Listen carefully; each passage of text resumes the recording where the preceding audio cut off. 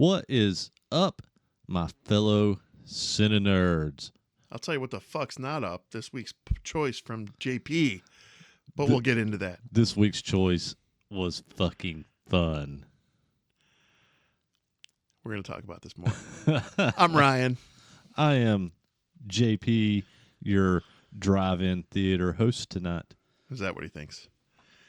I'll tell you this much, all right? So I'm just going to go right in initial impressions.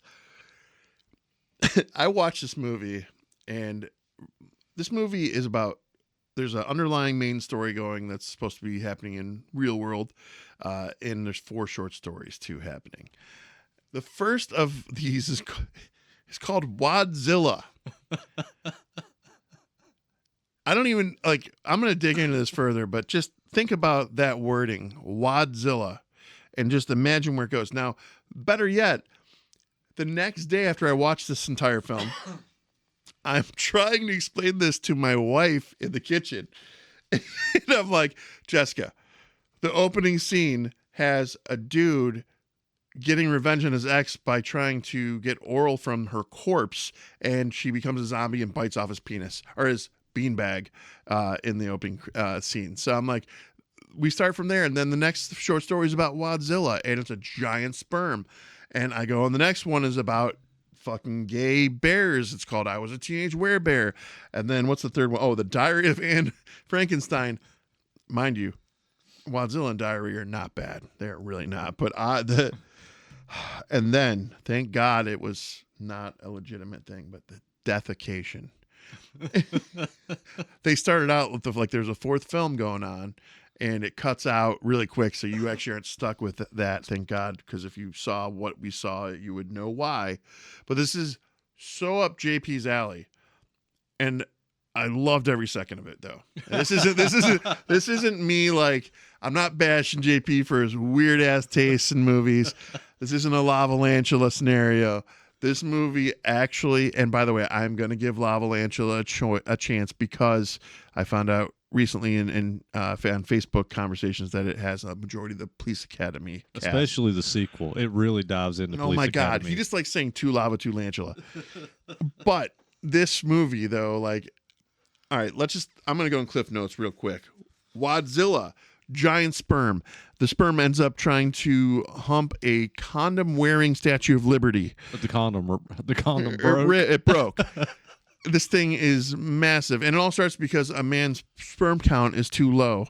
And he goes to the doctor. Doctor gives him experimental medication. And every time he gets aroused, a giant sperm pops out of him painfully and grows and grows and grows. And this thing becomes, like Godzilla, Wadzilla. So it's a giant fucking sperm. The second one, I was a teenage werebear. So whereas you normally have werewolves and they turn into a werewolf with no clothes, these guys are like, poof, all of a sudden they're a leather-clad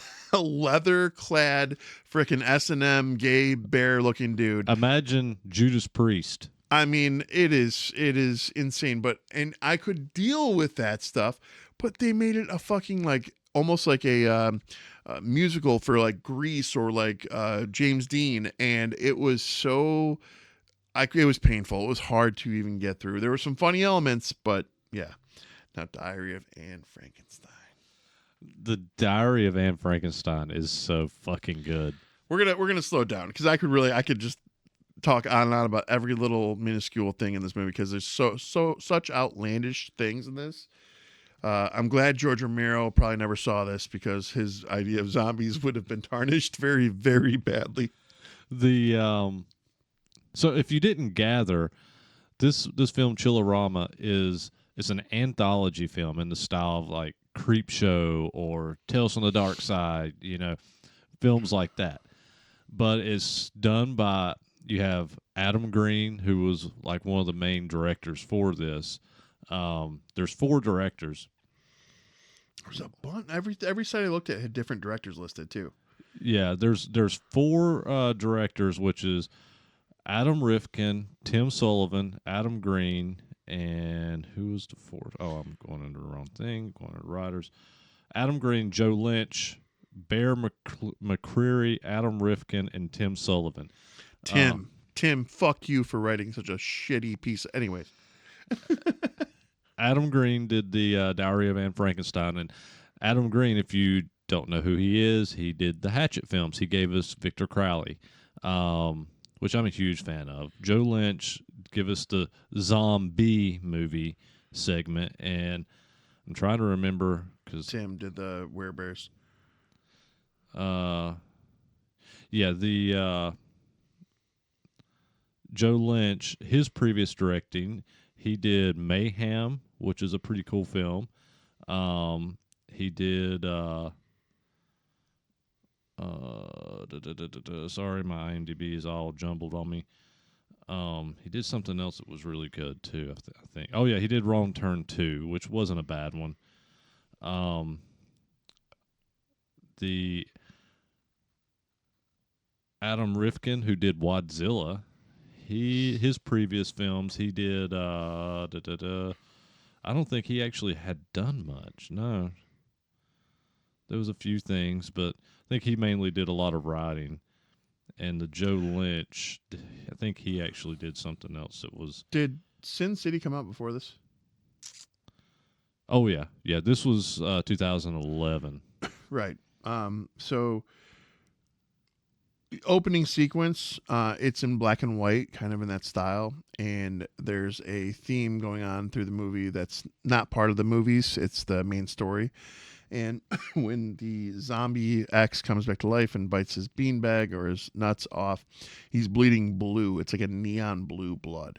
And they do this intentionally, but it reminded me of the neon yellow blood from Sin City. But they do it intentionally, just so you can see where the blue goes, how far it spreads out, and it gets into the movie butter for the popcorn, so everyone's eating the popcorn and turning into... He uses the butter to soothe his balls being bit off. Yeah. But I will tell you this. So necrophilia aside, in the beginning, there was a Hellraiser reference in there. He said Jesus wept, and I was here for it. Yeah. So that was cool. He ended up going to the theater though, and basically he gets pulled off the original job he's supposed to do because the main person there, Cecil, the movie guy, has already pieced together the film, and he goes, just go help concessions. So yeah, then he's in there with the butter, and he's taking care of what his ex did, and he's already turning into a zombie, so that's why he's not in pain. Yeah, the whole opening of this film, this guy, and you touched on it a little bit, but he literally digs his dead wife up, starts cursing her corpse and talking to her how very I can't even think of how to describe it. He's not a good person. He was taking out all of his frustrations from her not performing wifely duties, and so he's like, I'm going to get mine now. So he essentially digs his dead wife up to insult her, belittle her, and to fuck her face, and she comes to life and bites his balls off. That's one way of putting it. He gets up and actually grabs one of his testicles and throws it against a fucking headstone and lays there in pain. His phone rings, and it's the movie theater telling him he's late for work. And so he gets up, zips his pants up with this blue blood and goo coming out of his pants, and goes to work instead of the hospital. So that's literally the first 5 minutes. So instantly I was like, what the fuck did JP give me to watch now? I was like, oh my God, I couldn't even begin. So when I see the title of the first movie, Wadzilla, I'm like, it literally says Wad. I'm not misreading that, right? Like I had to put my glasses on to make sure and pause it. And I was like, oh, that's Wadzilla. Okay, that's where this is going. And by the way, the date this guy goes on for this Wad to be birthed, Sarah Much is her actress name. Holy shit, was she hot? Oh yeah, she was gorgeous. Oh my God. But yeah, so basically anytime he gets aroused, this giant sperm comes out of him, and he kills the first two that come out, right? There's two, I think. And the third one, though, it gets away from him, keeps growing. He tries to flush it, and it goes back out and tries to attack them. And this girl stays with him. This was their first date. They're like on a blind date. Yeah. Yeah, and it's great. The by the time Wadzilla grows into the giant Godzilla creature kaiju that he is, the military gets involved. Did you notice who General Bukaki Ray was? Weiss. No, Wait. Oh, Eric. That's it was Mexico. Eric. It was Eric Roberts. Yep, Eric Roberts. He played General Bukaki, and he calls in. I had to write this Ray down. Wise was the doctor. Sorry. He calls in Operation Money Shot to take out Wadzilla. Yes, the doctor is played, but I could never remember his name. But he played the devil in Reaper. Okay. And No, he's been in so many things. he's in like, everything. Yeah, so he's like in everything. when you, there's a few. This is one of those movies where like the cast isn't like super strong, but the cast that you see, you've seen him in movies somewhere along the lines. You know what was funny for me was that, and I'm going to bring a Star Wars reference in Chillerama, but when Wadzilla is starting to make the kills and people are flying and bodies are going, you start hearing the stormtrooper, ah! The Wilhelm scream. It's in Yeah. it multiple times. Yeah, and at the end of Wadzilla, Operation Money Shot, everybody in the city gets facials. Hold on, before that, we have to go back here because there's a point where Statue of Liberty is twerking with tassels on her boobs. That happens. I can't make this up, guys. You just got to see it. So this is listed as a comedy horror for a reason. And if you liked silly shit like Evil Dead, if you like stuff that's just wonky and crazy and fun, give it a watch. But just know that your content that you're going to be getting through this, it's definitely crass. It's not anything that kids shouldn't be watching it. Now we can get into the facial, though. The Operation Money Shot that General Bukaki orders causes Wadzilla to explode, and the whole city turns into just a giant cum dump and money shot on everybody, to the point that the guy who shot Wadzilla out of his penis and his date, she goes to kiss him and he keeps turning because he don't want to kiss her. No. That's because she spits out what went into her mouth first, and it's like globs and globs of this semen. And so she spits it out, and then she's trying to kiss him, and as she gets in closer, he's like trying to side cheek it. He's just trying to turn his head so he doesn't have to, and it's so uncomfortable. But it was so funny because every dude's like, they're like, yeah, I don't want to kiss her. If she just did that. Yeah, she goes in like twice, and then finally he does kiss her, and then it ends with him getting the sharp pain of another Wadzilla coming. The sequel. Twatzilla. Anyways, all right. So the second part of this, the most painful of this entire thing. It really is. The I was a teenage werebear. It's good, No, it's not. but it's definitely the weakest thing of this whole movie. And if I'm being honest, like if you do decide to watch this movie, my personal thoughts are skip it. Honestly, I was so bad. This segment, not the movie. This segment. Yeah, just this piece. The movie as a whole, absolutely watch it. But the Teenage Werebear, that was rough. And honestly, like I said, it wouldn't have been bad if they didn't try and do legit musicals in it.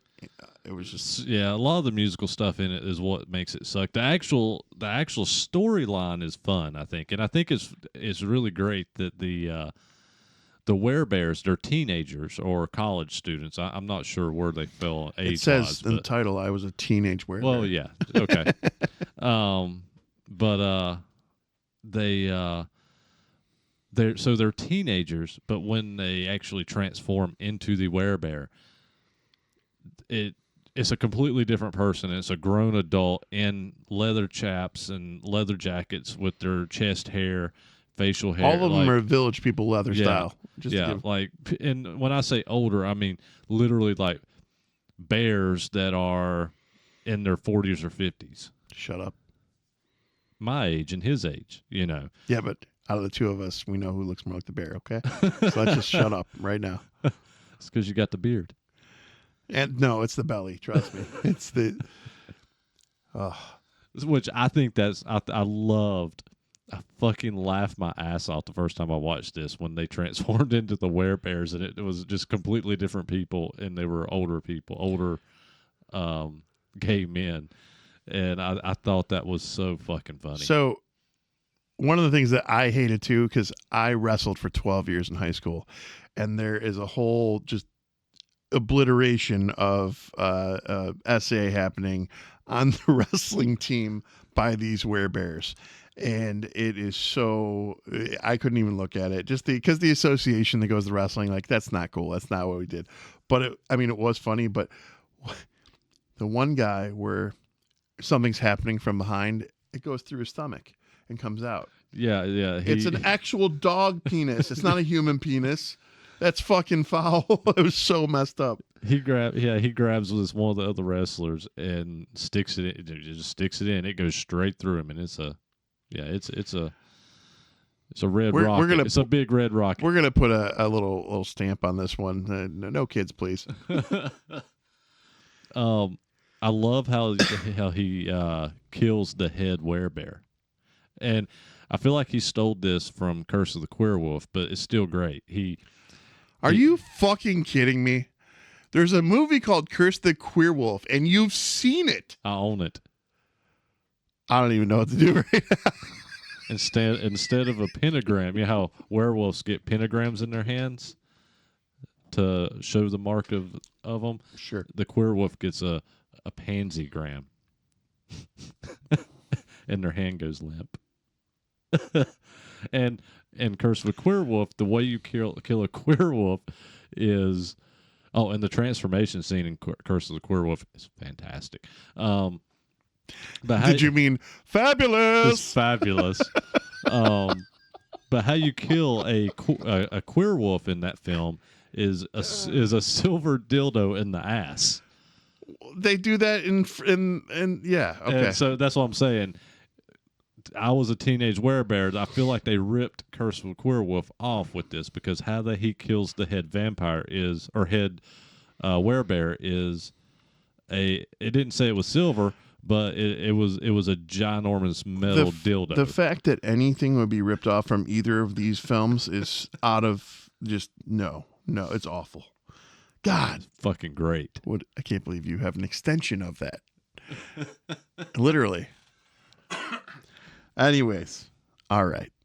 We're going to get into the third one because the third one is probably my favorite of the whole. I think Wadzilla's my favorite of them. But Wadzilla was funny, and I liked the cinematography they're doing and the effects and the way they had the background. I did appreciate all that. I love the scene. Not to go back to Wadzilla, but for a second, I love the scene where the general, the doctor, and the couple are standing there in the city, and the background glitches because it's like a TV screen behind them. And did you notice that? Yeah. I love that. All right, so just to recap, because I have to segue into this from this. We have necrophilia. We have zombies. We have Wadzilla, a giant man-eating sperm that just grows in size very quickly. We have teenage werebears that are plaid in S&M and just, oh my God. And why not? Let's put the icing on the cake and go with Hitler making a Jewish Frankenstein. I don't even know where to begin with this one. The Diary of Anne Frankenstein. And this starts in the attic with Anne Frank. And you find out that Anne Frank's family changed their name from Frankenstein to Frank because of their grandfather or great-grandfather doing experiments creating Frankenstein. Or the Frankenstein monster. And so the diary that she has is actually how to create the Frankenstein monster. And the Germans find them, and they go through a whole, scene with them going back and forth. It's an amusing scene. But they end up killing Anne Frank and her family. And he takes the diary and he grabs a blank diary. Hitler grabs a blank diary and tells one of his Nazi soldiers to write a diary like you're a teenage Jewish girl, and leaves with the Frankenstein diary.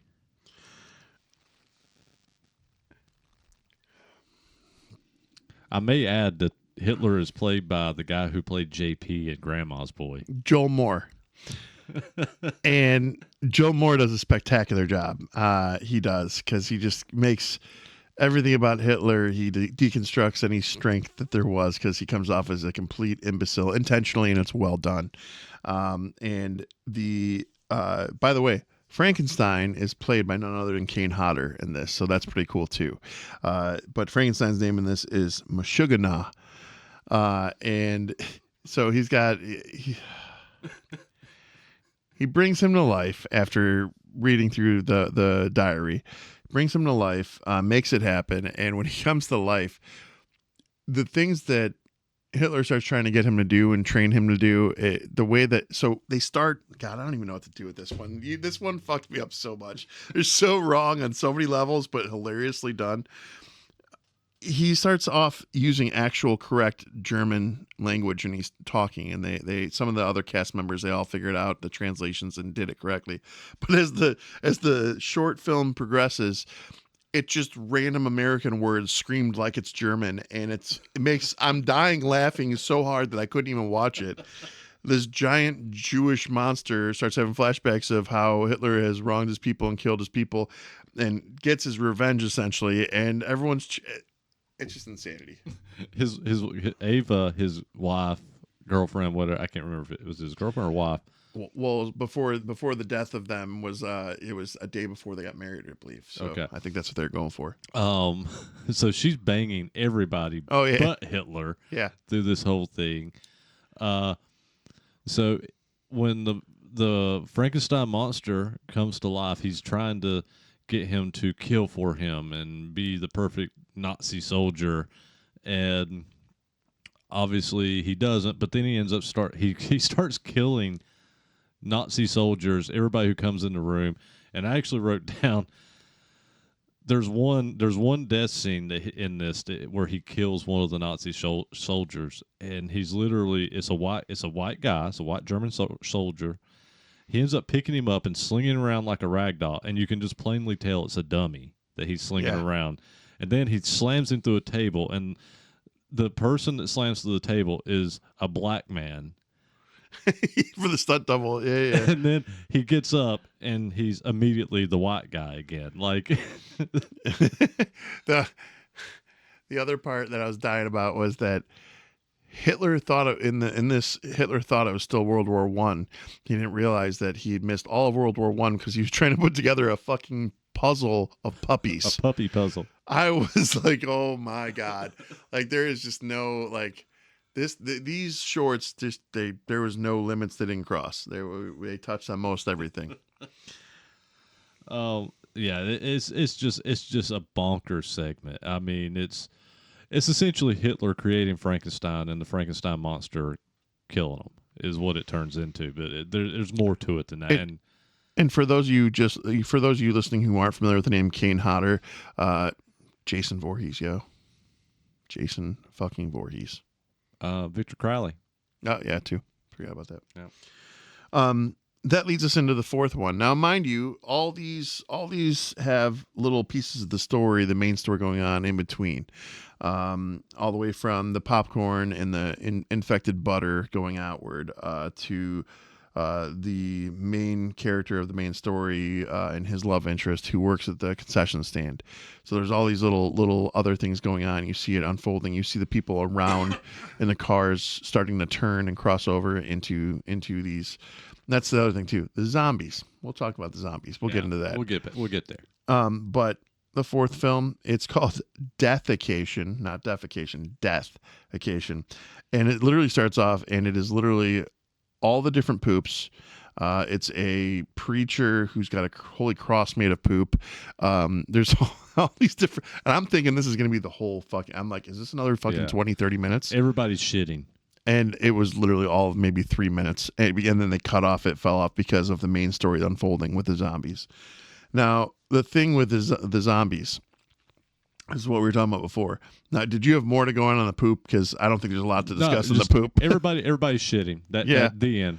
But the zombies, they're not your traditional zombies. They're humpers. Well, yeah. The tagline that the main guy says is, when there's no more room in hell, the dead will fuck the earth. And they do that. Exactly. It's like a giant orgy, if you will. What did I have about that? I had something here. Well, you get to the guy who runs the drive-in, and to give context, this is the last night of this drive-in, and it's shutting down. And so the butter in the pot, the contaminated butter from the guy who got his balls cut off or bit off at the beginning of the film, has contaminated the butter in the popcorn. Everybody who's eaten the popcorn has turned into these horny zombies. And as they go eating people and fucking them, they are converting everybody else into zombies. The main cast is the main guy and girl end up finding each other in with the projector room with the owner of the drive-in, and he gives them a couple guns. He has an arsenal. They try to get back to their car. They run out of ammo. You get the owner with turning into Rambo, basically going around killing everybody and doing nothing but great movie quotes. He's literally shooting these horny. Every shot is a movie quote from something you've heard. He's like, he'll shoot a zombie. Yippee-ki-yay, Yippee-ki-yay, motherfucker. And then he'll shoot another one and go, Goonies never say die. It's literally every famous movie quote you can think of. This guy's saying every time he kills a zombie. Wasn't there a specific way to kill them too? Oh yeah, you had to shoot him in the dick. I just wanted to have him say that. So it's not brains, it's the dick. So or the vagina. Right? The women went down the same? Yeah, I assume so. Okay. They were all getting shot in the crotch area, so. Because that's what drives them. They're sex organs. Well, congratulations on another fucked up addition to. I'm going to add this one to the collection. This one's getting added. I do like it, but it's a little much. You got to be ready for it. It's all in good humor, though. You will get a laugh out of it because if the lines are crossed, because it's done. It's that weird, delicate balance of just quirky enough where you're going to have a smile, even though you think you shouldn't be smiling, but it's worth it. There's a lot of stuff that you will laugh at in this film that you really should not be laughing at. No. Like, I really think, like, Wadzilla's whatever, but, like, the Diary of Anne Frankenstein, I can't even begin to tell you how many boundaries and levels that crossed, but it was funny because it was all done in making fun of Hitler. So it was done well. Could you find any box office or not a budget? Single one? I looked. I did. Yeah, I could not find a budget, a box office, nothing for this film. If I had to guess, I would have given like in 2011, I would have done like maybe a $3 million budget. Yeah, that's about and what that's I was being thinking. Kind. And I'm sure this movie didn't make do shit. Shit. No, because this was definitely a direct to video. This is fucking filth, is what this is. It's complete filth, and I love it. I'm okay with it, and I watched it because it had its humorous elements, but yeah. I will say this though, I'm always pleased whenever I see Eric Roberts in a movie. And if you don't know who he is, go on IMDb and look up Eric Roberts and look at everything he's been in. I think that man has been in more B movies and independent films than any other actor. Yeah, you get Eric Roberts. I mean, he was in Best of the Best, which I love Best of the Best. Those are great. Also, and I'm going to trivia fact you on this one, Eric Roberts. As a Doctor Who fan, what character did he play in Doctor Who? I don't have it. I just blew your mind. I didn't even know he was in it. Eric Roberts was casted as the Master, and he played the Master. In what season? Not a season. In Doctor Who, the movie with Paul McGann. That's why I didn't see it. So he prefers Paul McGann. I'm indifferent. Not my favorite. I thought you liked him. I do like Paul McGann, but my favorite Doctor is Peter Capaldi. Really? Yeah, I love Peter Capaldi. I never would have thought that. I love Peter Capaldi.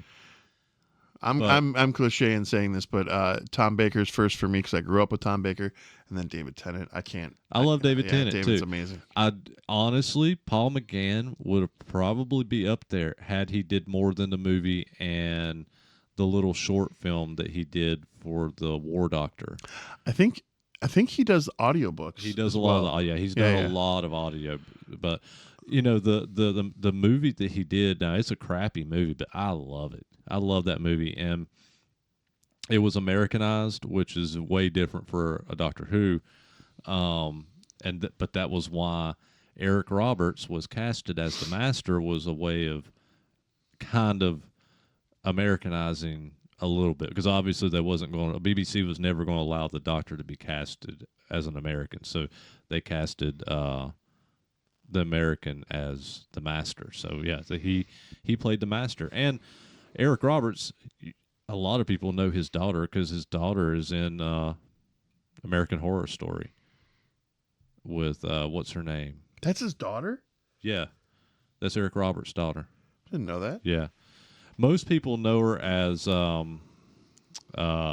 Julia Roberts' niece, but because she's more famous than Eric Roberts, it's Eric Roberts' daughter. What is her name? That's going to bother me. I know what you're talking about. Emma Roberts. Yep. I had it on the tip of my tongue too. I was like, I don't know if it's Emma. Yeah, Doctor Who is one of those ones that I've loved so much that I wrote a couple different things. With a buddy of mine, we went back and forth and just put ideas together, and we just realized that we're never going to get across the finish line because of what you just said. It won't. American stories and American Doctor Who won't be allowed. It won't be permitted. It seems that way, at least. But I had a whole thing, and it was that I wanted to do an Easter special with David Tennant, and I wanted the TARDIS to arrive after David Tennant's been on an extended travel, and he's got a beard, and it pop up in the cave of Jesus's burial, and the rock open, and he comes out of the beard, and everyone's like, "Oh, Jesus!" And he's like, "No, hold on." I thought that would have been genius. Yeah, and then there was one. Just I had a whole thought process of Doctor Who splitting into two people. But that happened. But this is before that happened. That did it. So, and it was a female male, and it was them balancing their energy and trying to reconnect, but still stay themselves. So it was interesting the way that it was kind of like a mitosis approach. So, but yeah. Anyways, Chillerama. So, no budget, no box office. Ratings.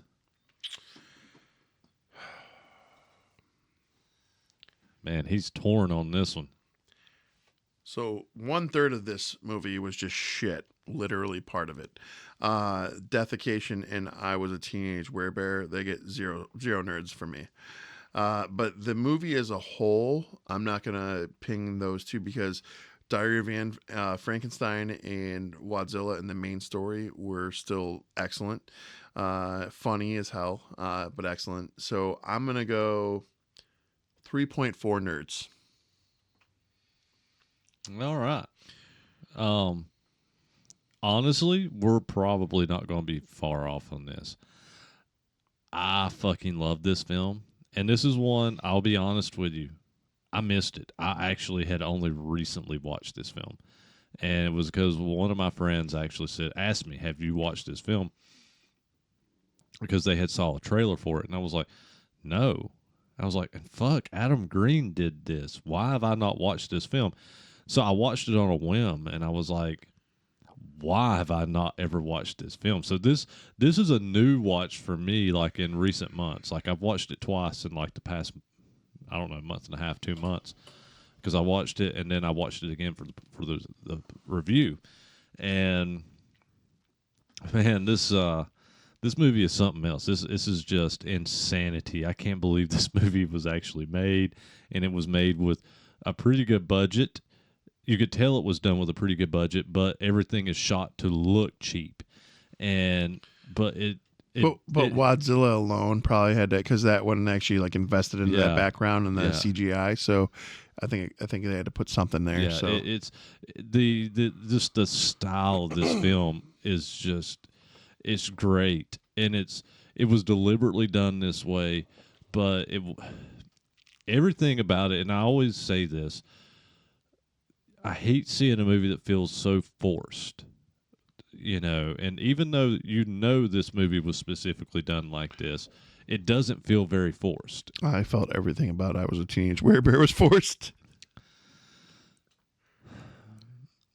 Maybe a little bit, but overall, including what they did to the others in the short film.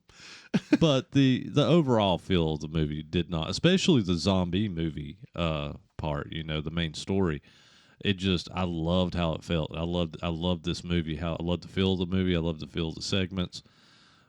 I Was a Teenage Werebear is the worst of it, and I can watch it. I don't hate it as much as Ryan does, but it does knock it down some points for me. Had that segment been as good as Wadzilla and the Diary of Anne Frankenstein, man, this movie could easily be over a 4 for me.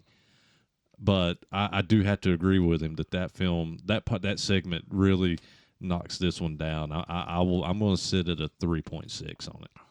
For those of you who can't see my face and are just listening to audio, I just lipped and whispered, "What the fuck?" when he said over 4. Yeah. If that segment was better. Hey, to each their own. I would have, and that rating would have been based solely on how I feel and how much fun I have watching this start to finish. But it didn't make it there. I like having fun where I don't feel dirty afterwards. That's all. Oh no, I want to feel filthy after anything I watch. My goodness. All right. Any recommendations? Yeah, highly recommend you check out all of the new Daredevil episodes on Disney Plus, because holy shit, is it good. I was a fan. Yeah, that whole, Punisher. Everybody knows my feelings on Punisher, and man, that series was fucking great. So I would give that a high recommend too. That series was great. I think some of the other Daredevil series, the original series is before this one was better, but this one it fits in with those other Daredevil seasons we had. Perfectly. Yeah, without hesitation. I'm going to recommend a movie I revisited a few months ago, and you can watch this on Tubi, and it's called Dead Before Dawn. Have you ever seen this? I think I have. I think I remember. This is a long time ago I saw it, though. Yeah, it's a 2012 movie. Is it a vampire movie? No, it's a zombie movie. Zombie, okay. It's like a zombie demon movie. It's a bunch of college kids accidentally unleash an evil curse that causes people to kill themselves and turn into zombie demons, a.k.a. Zemans. It's a pretty ridiculous film. There's a couple of recognizable people in this film, and Christopher Lloyd is actually one of the recognizable people. And Devin or Casper Galloway, and if you don't know that name, it doesn't surprise me, but I recognize him from, if you ever watched the TV series 100, he was one of the main guys in it. Or actually, his name was Casper. His name's Devin Bostick is his actual name. But yeah, this movie is a fucking. I'm recommending this one because it's a ridiculous film, and we just reviewed Chillerama, so I'm gonna give you another ridiculous film to watch. Dead Before Dawn. It's a silly low budget film that has Christopher Lloyd in it. If you love Christopher Lloyd, then check it out. Cool. CineNerdsPodcast.com is the website. 3cinenerds@gmail.com. Email, always looking for suggestions. Check out all of your podcast listening pleasures and opportunities, or I don't even know what I'm saying right now. All of your listening needs will be on our website, in our link tree, or on the bottom of the page. Share. Write a review on Apple Podcasts. Leave a comment on the YouTube video that you're watching right now. And even all of you in the live chat, please go back. And I know you're commenting in the live chat on YouTube. Go back when this is done and click like on this video, please. And go in and leave us a comment in the regular comment section. That stuff helps this stuff pop up in other people's searches. So. I never thought about that too, because people can't really read the live chat from when we're in there. So if you put comments in the actual video, then it helps people kind of know what they're looking at and going into. Yeah. So that would help. Yeah. So just if you would, just take a second after this is live is done and go back and click like and comment in the regular comment section on the video. So yeah, all that little stuff helps, and invite people to the pages, invite them to the YouTube, invite them to the Spotify, Apple Pod, invite. Just do it. Do it. Too much Star Wars. He's got Palpatine coming out. Do it. Power. Unlimited power. Anyways. Somehow I came back. Somehow. Alrighty. Until next week. Cheers. Later.